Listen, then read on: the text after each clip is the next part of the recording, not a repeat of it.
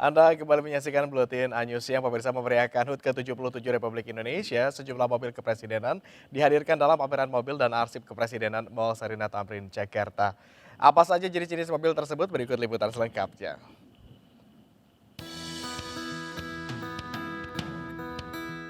Ada 7 mobil yang ditampilkan dalam perhelatan ini, mulai dari mobil kepresidenan era Soekarno hingga Joko Widodo. Para pemimpin negara pasti punya cerita, termasuk kendaraan yang digunakannya saat bertugas.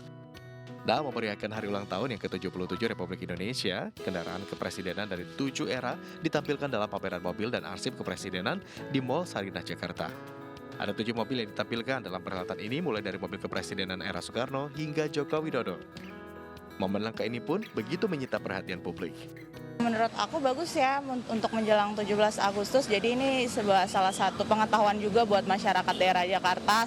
Jadi kita bisa tahu dari tahun ke tahun, presiden dari yang pertama hingga yang sekarang, kita bisa lihat kendaraan mereka dari yang dulu sampai yang sekarang seperti apa, gitu sih.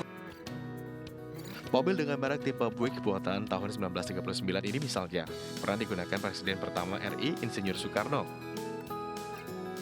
Ada pula mobil jenis Mercedes-Benz S600 Guard tahun 2008 yang pernah digunakan Presiden Susilo Bambang Yudhoyono dan Presiden Joko Widodo. Sedangkan Mercedes-Benz kelas E140 tahun 1998 pernah digunakan oleh 3 presiden, yakni Abdurrahman Wahid atau Gus Dur, Megawati Soekarno Putri, dan SBY. Sementara Mercedes-Benz S-Class W126 ini pernah digunakan Presiden Soekarno, B.J. Habibie, dan Gus Dur.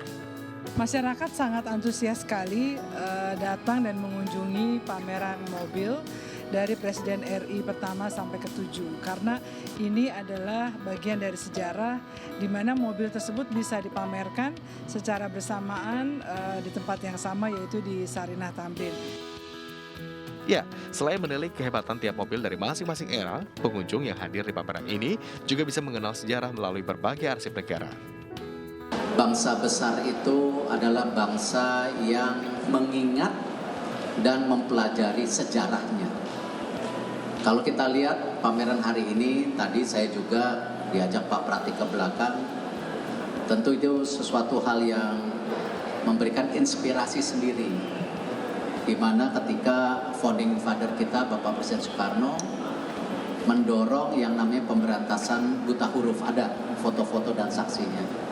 Dan konteks itu saya rasa masih valid sampai hari ini. Jika berkunjung ke ibu kota dalam waktu dekat, menghadiri pameran arsip dan mobil kepresidenan ini barangkali bisa jadi pilihan tepat. Sebab, momen langka ini hanya berlangsung pada 13 hingga 22 Agustus mendatang. Dari Jakarta, Tim Liputan Anyus melaporkan.